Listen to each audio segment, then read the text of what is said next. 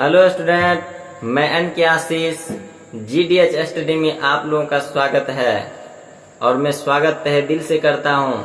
तो दोस्तों, आप अगर मेरे चैनल पर नए हैं तो चैनल को सब्सक्राइब जरूर कर लेंगे और बेल आइकन को प्रेस कर देंगे, क्योंकि एजुकेशन से जुड़ी बहुत सारे बातें मैं बताता हूं इस चैनल पे और वीडियो भी मैं डाल रखा हूं। तो अगर अधिक से अधिक वीडियो चाहिए तो प्लेलिस्ट में सारा वीडियो मैं बना के दे दिया हूँ, आप लोग वहां जाकर के देख सकते हैं।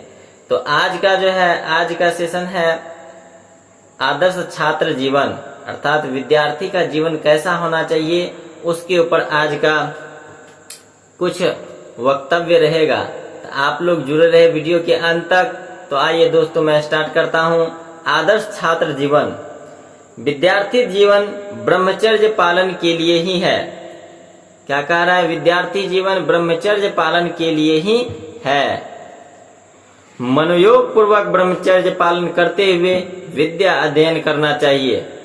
पूरा मनोयोग उसमें लगा करके, अपना 100% उसमें लगा करके विद्या अध्ययन हमें करना चाहिए। कह रहे हैं जो मनोयोग पूर्वक पढ़ते हैं वे अपने जीवन के उच्चतर लक्ष्य को प्राप्त करते हैं। अर्थात जो 100% अपना एनर्जी लगा करके पढ़ाई करते हैं तो वे अपने जीवन के उच्चतर लक्ष्य को प्राप्त करते हैं। छात्र के कंधे पर ही पूरे देश का भार है। क्या? छात्र के कंधे पर ही पूरे देश का भार है और यही युवा बल है। युवा बल यही है, युवाओं का बल, जो देश को सक्षम बनाने में संभव है, महान बनाने में सक्षम है। तो कह रहा है विद्यार्थी का स्मरण तेज और बुद्धि विलक्षण होती है। विद्यार्थी का स्मरण शक्ति तेज और बुद्धि जो है, बुद्धि विलक्षण होती है, जो कि कहने योग्य नहीं है। अतः हम लोगों को पहला वक्तव्य है ब्रह्मचर्य पालन करते हुए विद्या अध्ययन करना चाहिए। अगर ये हम करते हैं तो अपने जीवन के उच्चतर लक्ष्य को प्राप्त करेंगे। आगे समय का मूल्य जाने। अगर हम अपने जीवन में समय का मूल्य नहीं समझते हैं तो हमारा जीवन यूं बेकार चला जाता है। अभी समय के ऊपर मैं बोल रहा हूं। जो अनमोल समय का मोल समझते हैं, जो अनमोल समय का मोल समझते हैं, वे अनमोल हो जाते हैं। अर्थात जिसने समय के मूल्य को समझ लिया है वह अनमोल हो जाते हैं। जो अमूल्य समय का मूल्य न समझकर उसका दुरुपयोग करते हैं तो उसका दुर्नाम एवं दुर्गति सुनिश्चित है, पूरा निश्चित है, जो कि अनमोल समय का मूल नहीं समझते। अतः हमें हर एक श्वास का, हर एक क्षण का सदुपयोग करना चाहिए। उसे अपने जीवन के लक्ष्य की ओर हमेशा हर क्षण प्रयोग करते रहना चाहिए। जब तक हमारी शक्ति क्षीण नहीं हुई है तब तक युवा अवस्था है, और अगर हमारी शक्ति क्षीण हो गई तो हम अपने जीवन में कुछ भी नहीं कर पाएंगे। तो जब तक शक्ति है यही युवा बल है। इसी समय हमें बहुत कुछ करके आगे निकल जाना चाहिए और इसी समय हम अपने जीवन को सफल बना सकते, अन्यथा नहीं। तो कहता है शूरवीर वही इस जग में।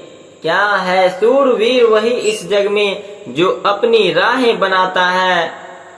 कोई चलता है पद चिन्ह पर और कोई चलता है पद चिन्ह पर तो कोई अपना ही चिन्ह बनाता है। अर्थात हम लोग किस प्रकार के व्यक्ति हैं, ये इन वक्तव्य से हमें पता चलता हो। सम इम्पोर्टेंट टिप्स तो सुनते हैं। सारी शक्ति तुम्हारे भीतर है, सारी शक्ति तुम्हारे भीतर है। तुम करना चाहो तो कुछ भी असंभव नहीं, तुम करना चाहो तो कुछ भी असंभव नहीं। अपने में भरोसा करो तो सब कुछ कर पाओगे। अपने में भरोसा करो तो सब कुछ कर पाओगे।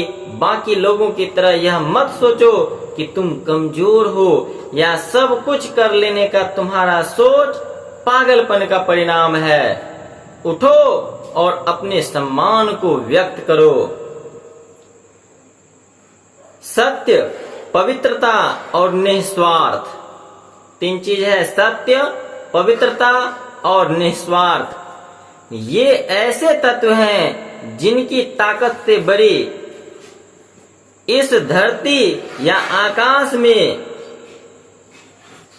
कोई दूसरी नहीं है।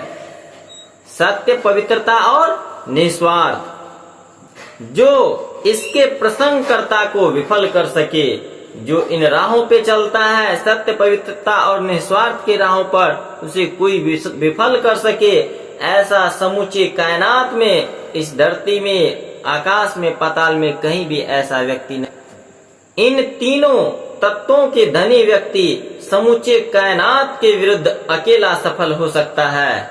सत्य, पवित्रता और निस्वार्थ। हमारे अंदर ऐसी अगर भावनाएं हैं तो हम समूची कायनात के विरुद्ध अकेला लड़के सफल हो सकते। महान कार्य के लिए दीर्घावधि की महान प्रचेष्टा की जरूरत होती है। महान कार्य के लिए दीर्घावधि की महान प्रचेष्टा की जरूरत हो। चरित्र का निर्माण हजारों हजार बाधाओं के रोड़ों से ऊपर उठकर होता है। चरित्र का निर्माण हजारों हजार बाधाओं के रोड़ों से ऊपर उठकर होता है। यदि तुम कुछ करना चाहते हो, यदि तुम किसी का भलाई करना चाहते हो, तो सारा विश्व भी विपक्षी होकर ऐसा करने से तुम्हें नहीं रोक सकता है।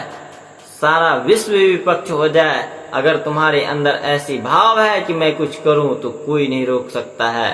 क्यों? कब नहीं रोकेगा? आपका कार्य सार्थक और समर्पित होना चाहिए, संपूर्ण समर्पित, तो सारा कायनात भी आपका कुछ नहीं कर सकता। आपके भीतर निहित ईश्वर की सत्ता के सामने सारी बाधाएं पराजित हो जाएंगी।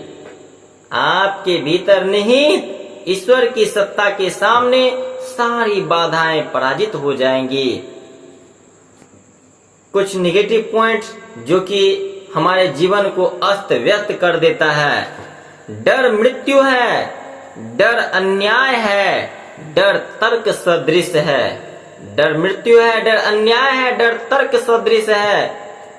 डर गलत है।